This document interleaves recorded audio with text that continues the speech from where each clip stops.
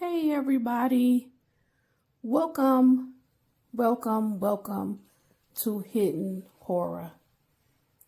Thank you for spending this time with me. I appreciate that. Let's get started.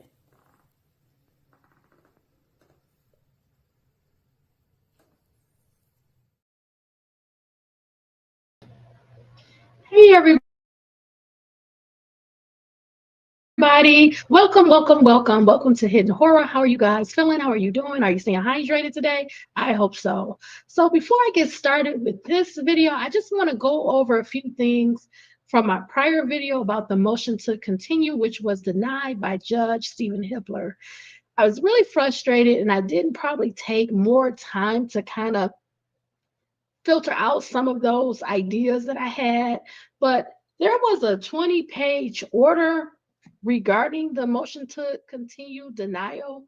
And in the document, Judge Hippler goes through some of the issues, and Judge Hippler felt that the defense did not provide like information that they felt was relevant that still needed to be reviewed, which I kind of take issue with that because if they haven't reviewed all of discovery, how would they know what is relevant? How would the defense know what is relevant if they haven't reviewed the evidence yet? So that I really didn't understand. But some other things he took issue with were, the defense did not give them a time, did not provide in the motion a time frame where they felt they would be prepared for a trial. So he took issue with that.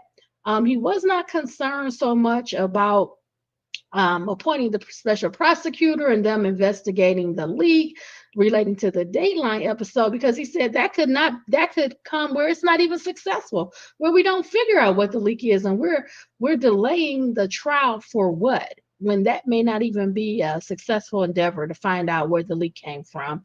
But he also took issue with the defense wanting to be prepared with, for example, Bryan Kohberger's background, investigating his background, and he gave a list of things that he said, well, it looks like you're going to meet those ABA standards because you've already did all of this work. So he's saying, well, you've done enough work relating to Bryan Kohberger's background. The judge also took issue with, if you knew this was an issue, why did you wait this long? Why did you bring this issue up? What have you done to resolve the issue? But if you go back to many of the hearings, defense counsel Ann Taylor has said it in the hearings, how voluminous it was, how much work it was. Even when there was a different judge, Judge John Judge, defense counsel Ann Taylor also said, this is a tremendous amount of work. It's going to take a lot. A few months ago, Judge Hippler recommended, add some additional paralegals to aid in this work in reviewing the evidence. He's saying, well, you should have brought this up sooner before now. Why this late? So it's a lot in the order. I'm not going to post the order. Unfortunately, it's just too large.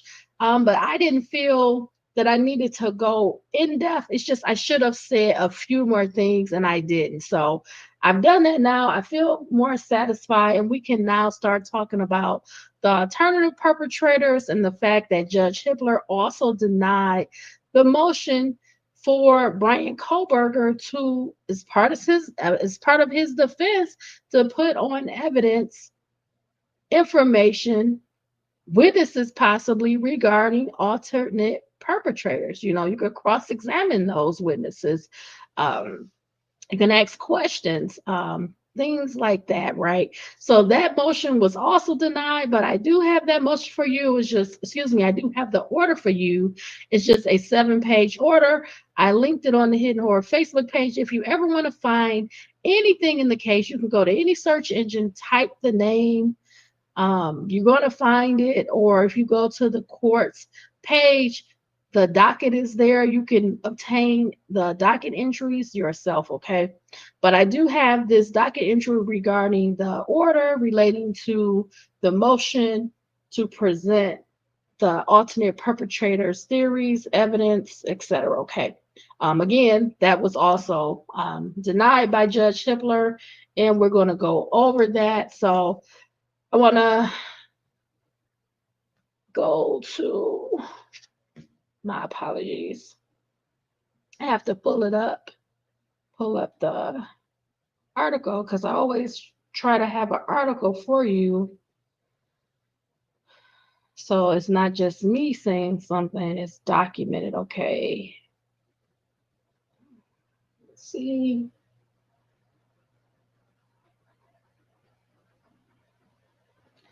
Okay, so this article is coming from CBS News. I'm gonna pull up a picture of Mr. Kohberger.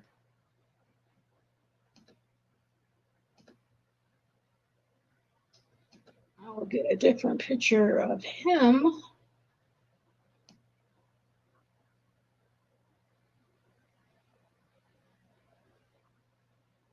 Okay.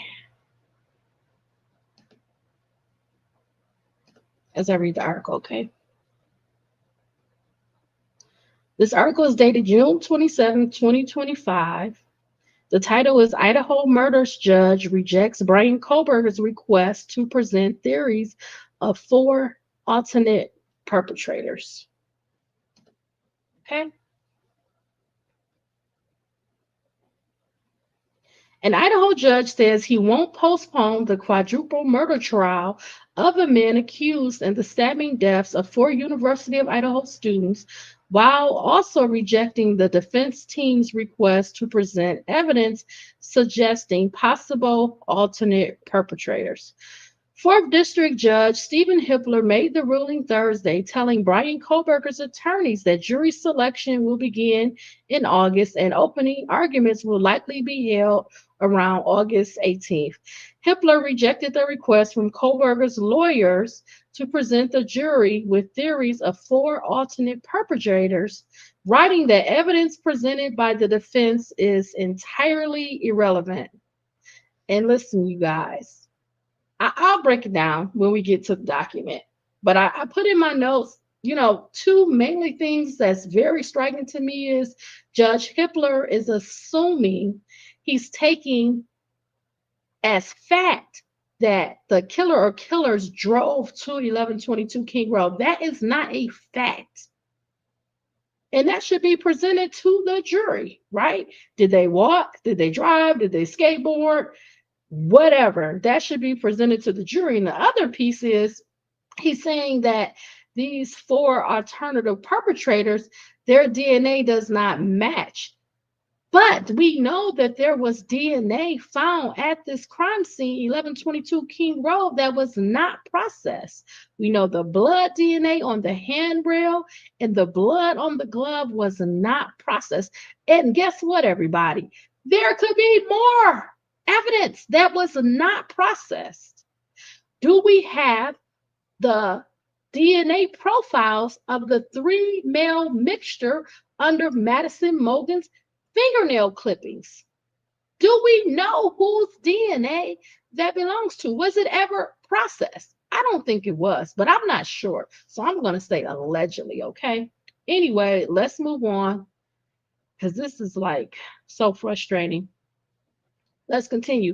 Nothing links these individuals to the homicides or otherwise gives rise to a reasonable inference that they committed the crime. Indeed, it would take nothing short of rank speculation by the jury to make such a finding, Hippler wrote in the order. Okay, well, we don't know who the individuals are, right? But did they know the victims? Did they know any of the victims? What about proximity? Where did they live, or where were they the night? Where were they the night of the murders into the late night, November 12th, into Sunday, November 13th, the early morning hours when the murders occurred? Were they around the victims? Did they know the victims? Did they have any issues with the victims? Right? Because you're saying that there's no links. Okay, we don't know that. The public doesn't know that. Let's continue. Kohberger, 30, a former graduate student in criminal justice at Washington State University, is charged with 4 counts of murder, Prosecutors say he sneaked into a rental home in nearby Moscow, Idaho, not far from the University of Idaho campus, and fatally stabbed Ethan Chapin, Zaina Cornerdle, Madison Mogen, and Kaylee Goncalves on November 13th, 2022. Kohberger stood silent at his arraignment, prompting a judge to enter a not guilty plea on his behalf. Prosecutors are seeking the death penalty. Let's switch up the picture. Okay, let's switch up the picture.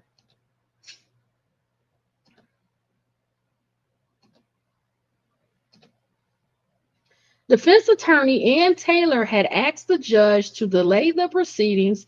She said beginning the trial this summer would violate Kohberger's right to a fair trial, in part because his defense team was still reviewing evidence and struggling to get potential witnesses to agree to be interviewed. So at this point, we're 2.5 years past the murders, and the defense team has still yet to be able to bring in potential witnesses to question them, to interview them. And we're 6 weeks away from the start of the trial. And she's still not able to get the witnesses to cooperate. That's insane because you're not going to be prepared. Let's continue. She also said extensive publicity could taint the proceedings and that a cooling off period would help ensure an impartial jury. But Hippler noted that interest in the case has only grown and that previous delays have only given the media more time to provide coverage to a public audience which is clamoring for answers.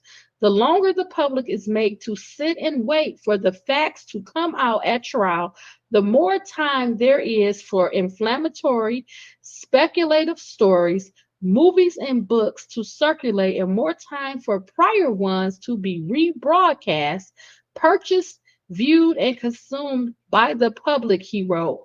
Well, that's funny that you write that, Judge Hippler, because under your watch, not just Judge John Judge, but under your watch, extensive evidence was leaked in that Dateline episode. Under your watch. And what are you going to do about it? What about all the leaks from others that you've done nothing to this point about?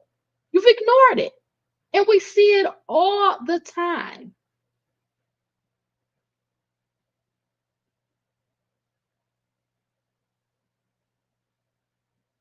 You've had so much of the case and the proceedings hidden. Everything's redacted. All of these secret hearings, you don't know what to believe. Let's continue. Hippler also denied the defense request to present evidence of 4 alternate perpetrators to jurors after finding that evidence was flimsy at best and would lead to wild speculation, needlessly dragging out a trial that is already expected to last 3 months. So let's pause here. Can the defense question the law enforcement officers? Why did you take a picture of Kaylee's ID? You were given a warning. You already had her phone number. You already had her address. Why did you need to take a picture of her ID? Why did the other officer have Madison Mogen's phone number? Why did the other officer in the back of the house at 1122 King Road state that the property did not have any stairs?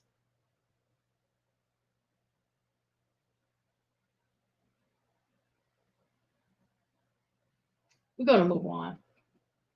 You know, what will the defense be allowed to ask at trial for these witnesses, various witnesses? It's really impeding his right to a defense, to put a defense on. But let's continue. The names of the four were redacted from the ruling, but Hippler briefly described them. Three of the people were socially connected to at least one of the victims. But Judge Hippler, you said earlier, you said above, when I was reading earlier, that nothing links these individuals to the homicides. Well, we know that nothing was linking Bryan Kohberger to the homicides except the touch DNA.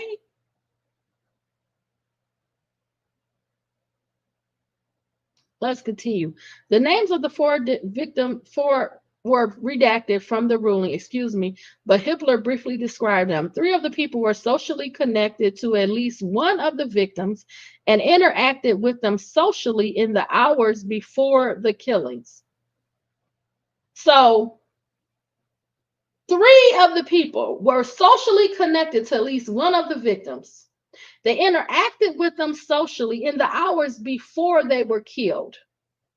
So they were in their proximity. They lived within walking distance of the home. That's 1122 King Road. And had been to the home before. So that means that they may have been familiar with that layout of the home. And they live within walking distance of the home. So how do we know how the killer or killers got to the property?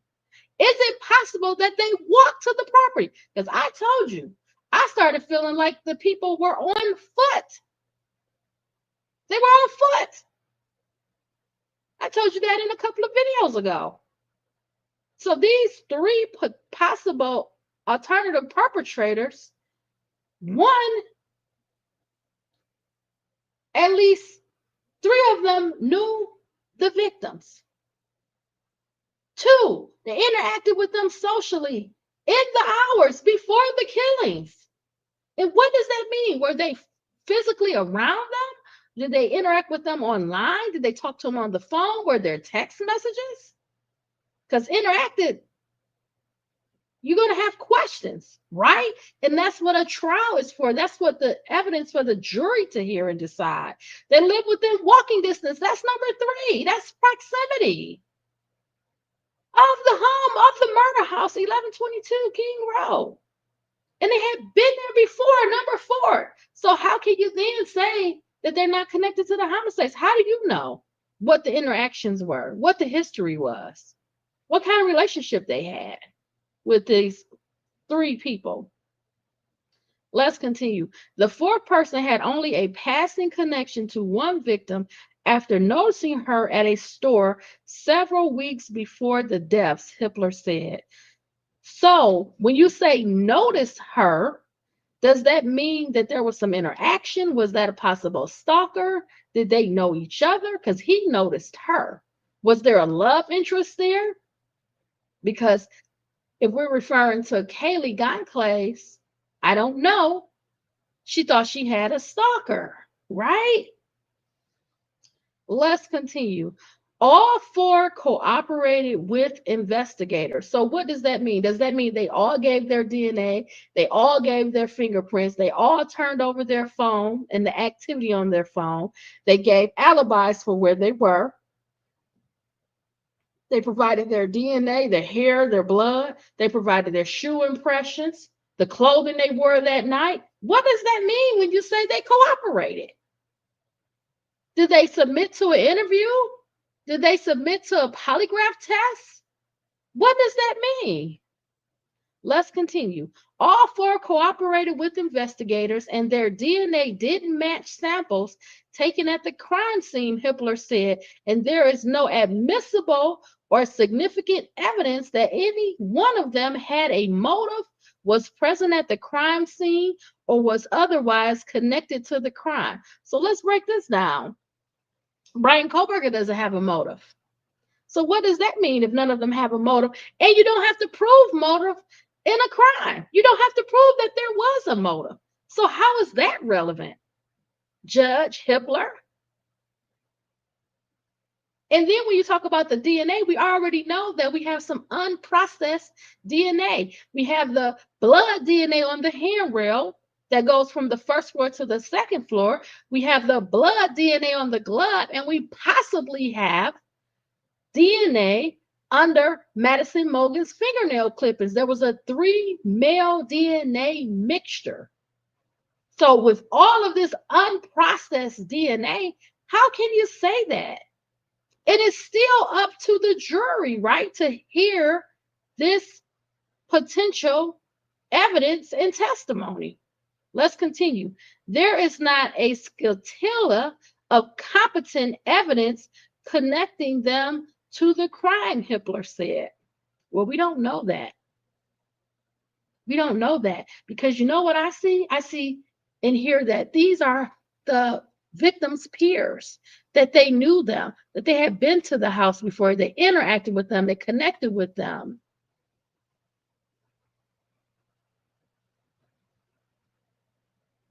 They lived within walking distance. They had been around them, they interacted with them before they were killed. Let's continue. Jury selection will begin August 4th, Hippler said, with the trial starting about 2 weeks later. In May, Hippler said he wanted to identify anyone who may have violated a gag order by leaking information from the investigation to news organizations or anyone else not directly involved with the case. Hippler ordered prosecutors and defense attorneys to give him a list of everyone, including staffers, law enforcement officers, and defense consultants who might have had access to the previously unreported information about Kohberger's internet search history and other details that were featured in an NBC Dateline episode that aired May 9th. Last month, Hippler ruled that Kohberger's immediate family members would be allowed to attend his upcoming trial, even if they might be called to testify. Hippler previously ruled that family members of the victims may attend the trial. Steve Goncalves, whose daughter was killed, attended a hearing with his wife in early April, where attorneys debated what could be presented during Kohberger's trial. Steve Goncalves told 48 Hours last year that there's evidence to show that she awakened and tried to get out of that situation, saying she was trapped based on the way the bed was set up. I believe they're talking about Madison Mogen, not his daughter, Kaylee Goncalves. So let's review the motion. So we're going to have to go to the Hidden Horror Facebook page. Okay. So this is the last page. So we're going to go to the first page. I'm going to try to get this as large as I can.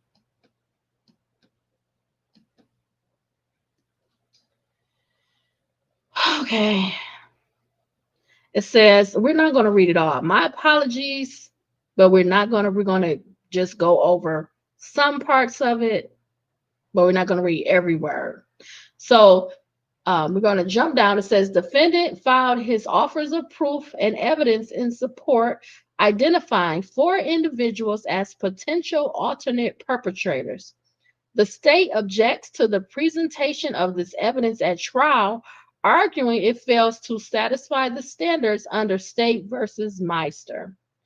Defendant conceded at oral argument that at this point his proffer is not sufficient to pursue an alternate perpetrator theory at the outset of trial, but requests latitude and cross-examination of the state's witnesses to try to establish additional evidence to satisfy the Meister standard. So this could also be because the defense has not had time to review all of the discovery, all of the tips, all of the statements, any evidence, documents, video. It's a lot to review. So there could be something else that unfolds, and something could also come out during the trial. I don't think it's going to benefit Bryan Kohberger at all. I almost feel like, it's good that there is actual order denying his motion to offer the alternate perpetrator. So that is something else he would have if he is convicted, grounds to appeal. But let's continue.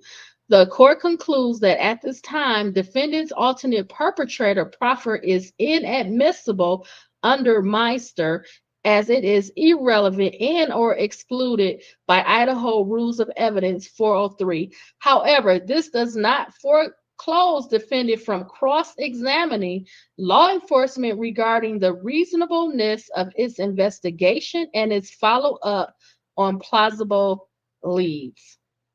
So I have to shrink it because there's more. So they're talking about the standard. We're not going to go over that. Excuse me. We're trying to get to page 2, so my apologies. Okay, so this is page 2. Let's try to make that larger. Trying to increase this font a little bit. We're not going to talk about that. Right, let's skip down. It says that the evidence defendant has offered purporting to establish the 4 individuals as alternate perpetrators abjectly fails to meet the Meiser standard. Namely, the evidence, my apologies, the evidence entirely irrelevant. Nothing links these individuals to the homicides or otherwise gives rise to a reasonable inference that they committed the crime. Indeed, it would take nothing short of rank speculation by the jury to make such a finding. 3 of the individuals were each socially connected to one or more of the victims, interacted with one or more of the victims at social events in the hours prior to the homicide. Okay, they redacted quite a bit, so we're just not going to be able to read that. Lived within walking distance of the crime scene and were familiar with the layout of the victim's home from prior social events.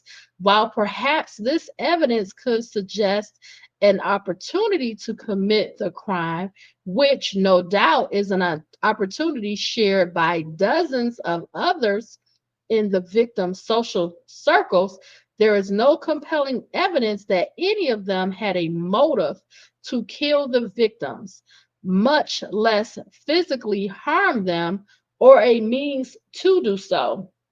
Well, we know that you don't need a motive, but we also know that there was allegedly multiple weapons because we have different injuries from the victims. Again, we have stabbings. We have Zaina that was attacked with a edge weapon, and then we have Ethan Chapin, which was attacked with some blunt force. He had blunt force injuries.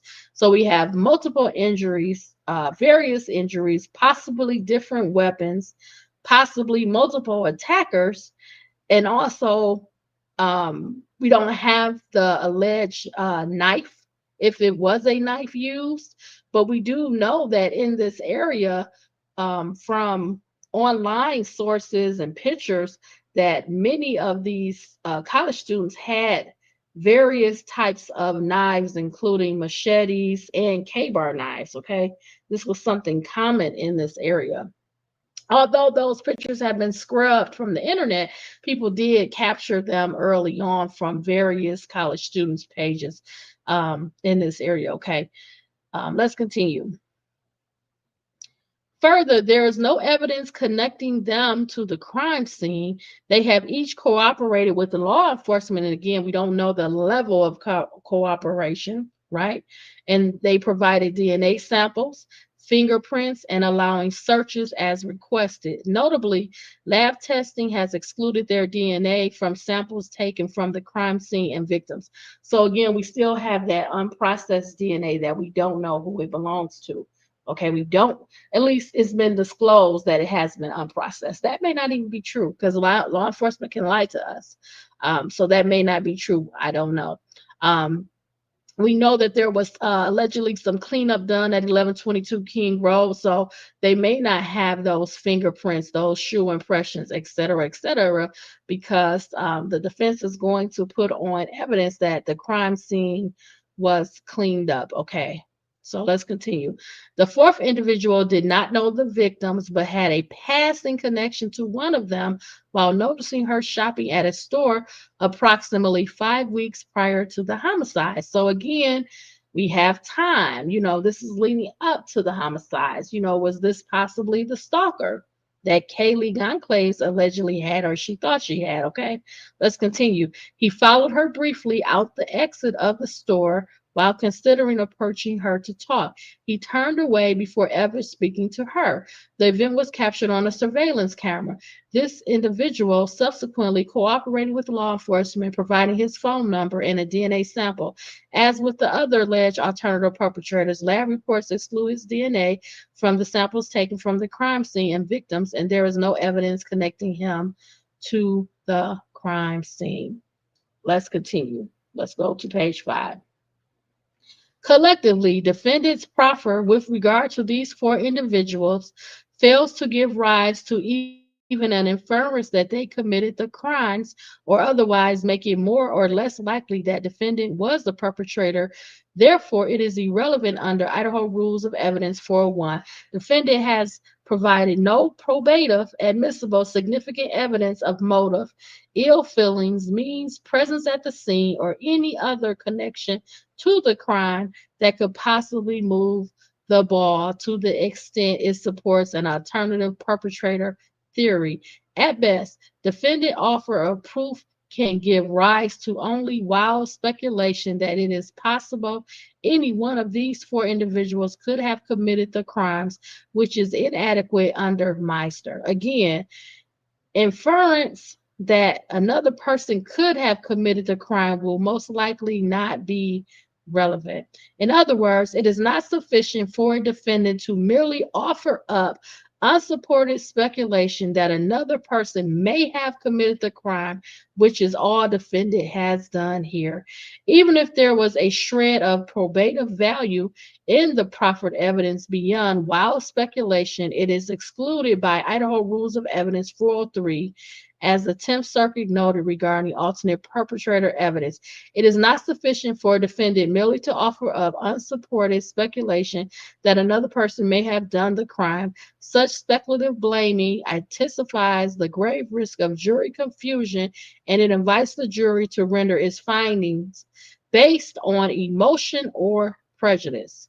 Let's continue. Likewise, here, a presentation of the proper alternate perpetrator evidence would pose a great threat of confusing the issues because it would force the state to defend against a nebulous allegation that perhaps these individuals were involved. Well, is the state going to process the unprocessed DNA? The DNA found on the handrail, the blood DNA found on the handrail, the blood DNA found on the glove, and the three mixture DNA found under the fingernail clippings of Madison Morgan. That would close that door, right? If we knew who the DNA belonged to, the various evidence, the DNA, if we knew. Let's continue. This foray would lead the jury astray, turning its focus away from whether defendant, the only person whose actions are on trial, committed the charged crimes. It also presents a threat of unfair prejudice, as it would invite the jury to blame unrepresented persons for a heinous crime when there is not a scintilla of competent evidence connecting them to the crime. Finally, it would do nothing more than waste the precious time of the jury and the court in what is already a scheduled 3-month trial. Nonetheless, the court's ruling does not preclude defendant from confronting and cross-examining the state's law enforcement witnesses regarding the thoroughness of the investigation, particularly in following up and ruling out leads generally. Indeed, the Idaho Court of Appeals recently found in an unpublished opinion the question a detective about failing to follow up on other plausible leads was relevant to a alternative perpetrator analysis. So they're not going to be able to provide witnesses or evidence regarding alternative perpetrators. That motion was denied by Judge Steven Hippler. Simply put, he wants something that's going to place the killer or killers, these alternative perpetrators, at the crime scene, which they can't even place Bryan Kohberger at the crime scene. But somehow, some way, the defense is going to have a higher standard to place these alternative perpetrators at the crime scene. He wants a motive, and he gave off options, problems, having, some issues with the victims, but they have no motive for Bryan Kohberger. But the standard is higher for the defense. It's not fair. He's not being given a fair trial. I don't have an issue with Bryan Kohberger as the killer. If he's one of the killers, I cannot, with conscience, sit here and say that this man, this potential suspect killer, is being treated fairly. The standard is higher for his defense to provide evidence of alternate perpetrators that they don't even have evidence on Bryan Kohberger. They have no connection. He has no connection to these victims. These alternate perpetrators were around, met in the home, live close, in proximity to the murder scene, know the victims.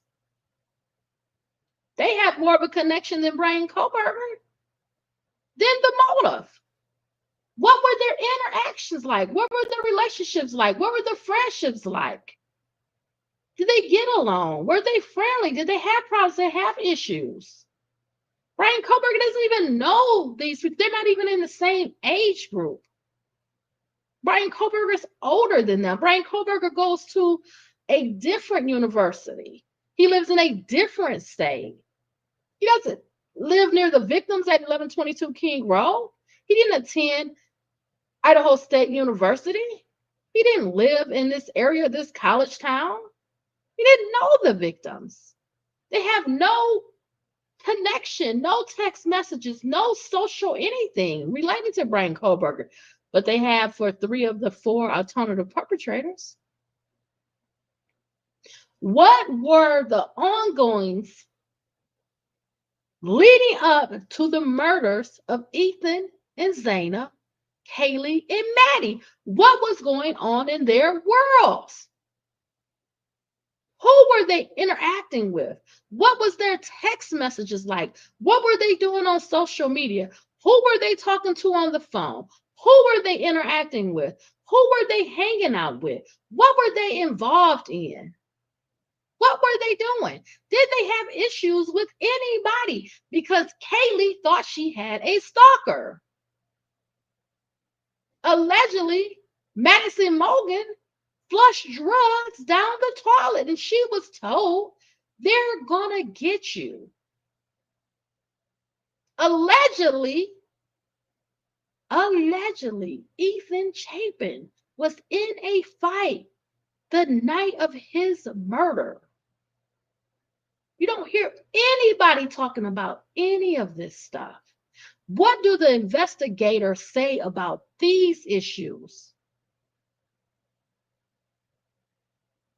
What were the whereabouts of Ethan and Zaina? Where were they in the late hours Friday, November 12th, Saturday, November 12th, into the early morning hours of Sunday, November 13th? What were they doing? Where did they go? Who were they hanging out with? What were they doing?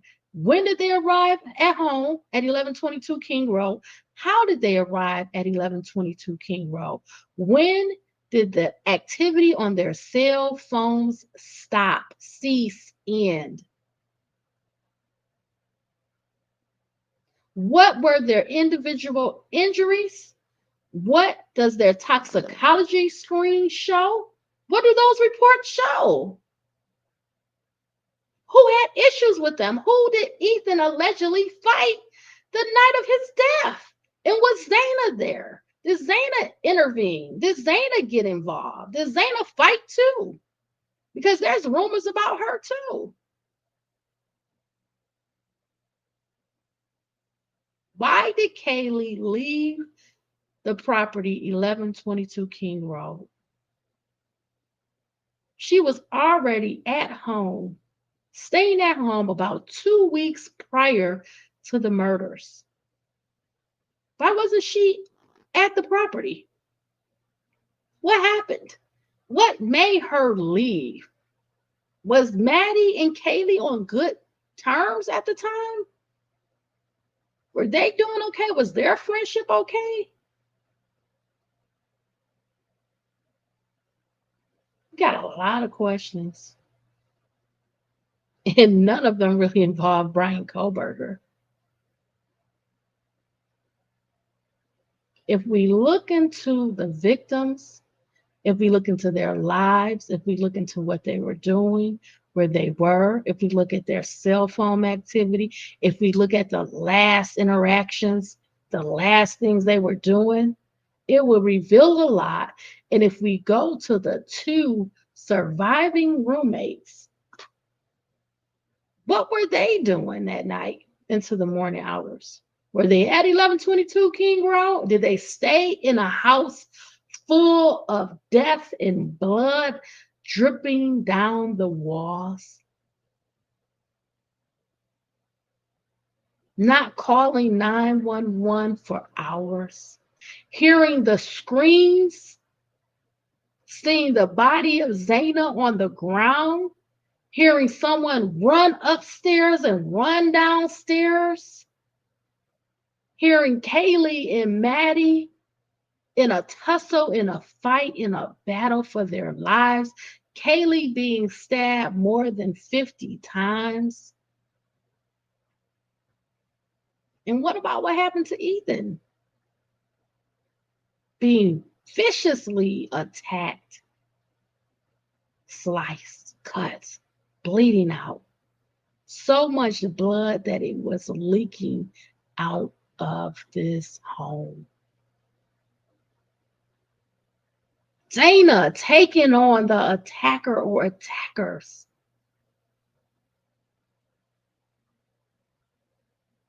Taking on defensive wounds, cuts, tears in her upper body.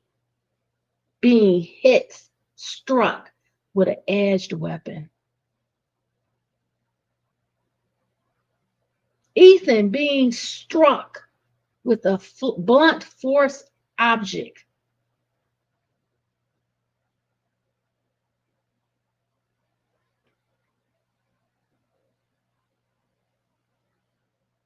I'm always going to tell you the truth.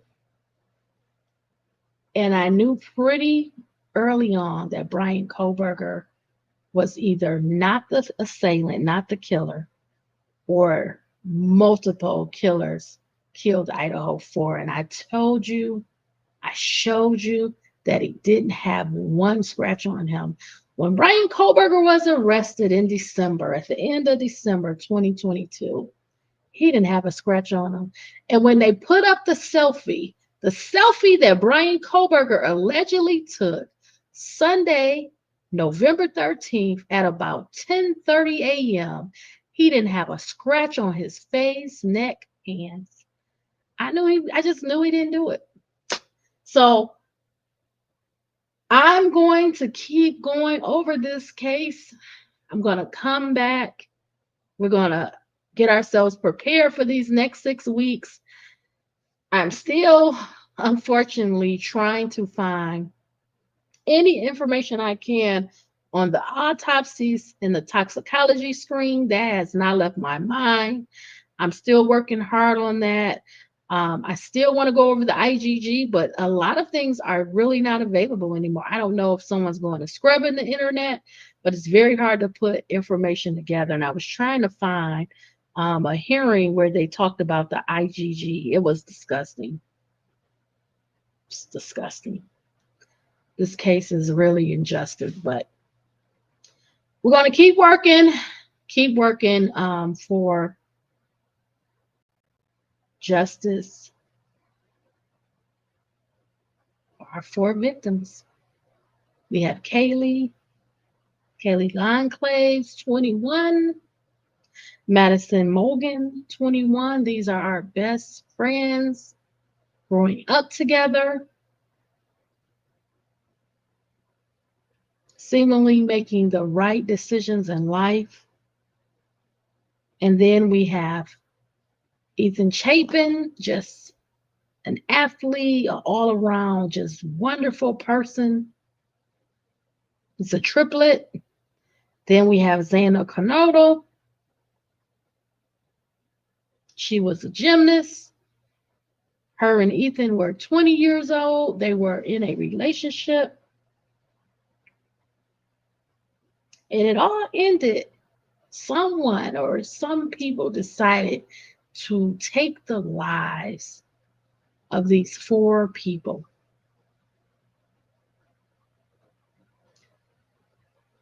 We cannot get them back.